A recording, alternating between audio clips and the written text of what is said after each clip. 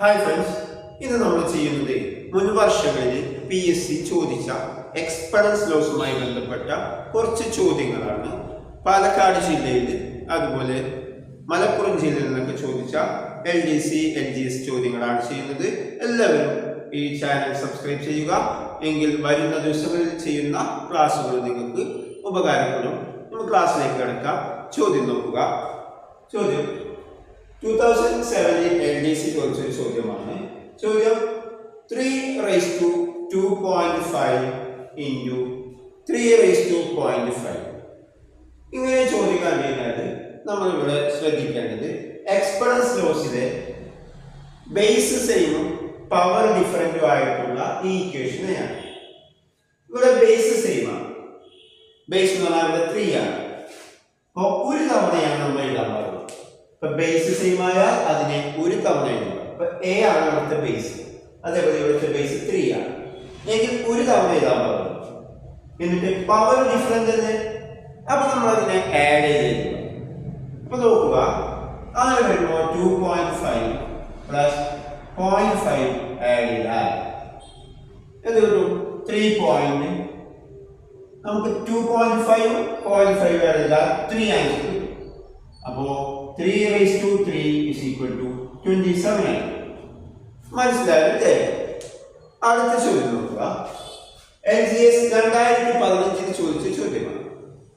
ചോദ്യം 11 square into 11 cube into 11^0 all divided by 11 square into 11 square into 11^1. വളരെ പെട്ടെന്ന് ചെയ്ത് തീർക്കാൻ പറ്റും. നിങ്ങൾ നോക്കാം, ഇവിടെ A^0 എന്ന് പറയുന്ന പോലെ ഏത് സംഖ്യയുടെ മുകളിൽ 0 വന്നു കഴിഞ്ഞാൽ 1 എന്ന് എഴുതാൻ പറ്റും. അപ്പൊ അതിന് നമുക്ക് ഇവിടെ 1 എന്ന് എഴുതും. ഓക്കെ, അപ്പൊ അതിന് ക്യാൻസൽ ചെയ്തപ്പോൾ കിട്ടി 1 കിട്ടി. മുകളിലെ സംഖ്യ എടുക്കുന്നു അല്ലേ, 11 സ്ക്വയർ ഉണ്ട്, താഴത്തും 11 സ്ക്വയർ ഉണ്ട്. അപ്പൊ അതും ക്യാൻസൽ ആയിപ്പോയി. ഇനി നമുക്ക് മുകളിൽ 11 ക്യൂബ് ഉണ്ട്, ഇവിടെ 11 സ്ക്വയർ into 11^1. അങ്ങനെ വരുമ്പോൾ 11 ക്യൂബ് ഇവിടെ താഴത്ത് വരും 11^2 + 1, അതും എന്തായി മാറി 11^3 ആയി മാറി. രണ്ടും ഒരുപോലെയായതുകൊണ്ട് റിസൾട്ട് 1 ലഭിച്ചു. മനസ്സിലാകുന്നത് കരുതുന്നു. ശ്രദ്ധിക്കുക. അടുത്ത ചോദ്യം നോക്കാം. അടുത്ത ചോദ്യം ഇവിടെ 36 divided by 36.5 എന്നാണ്. 36 divided by 36.5 എന്നാണ്. അത് പാലക്കാട് LDCക്ക് ചോദിച്ച ചോദ്യമാണ്. അപ്പൊ ആ ചോദ്യത്തിന് ആൻസർ ചെയ്യുമ്പോൾ ഏതൊരു സംഖ്യയുടെയും മുകളിൽ പവർ കൊടുത്തിട്ടില്ല എന്നുണ്ടെങ്കിൽ അതിന്റെ പവർ നമ്മൾ 1 ആയിട്ട് കൺസിഡർ ചെയ്യണം.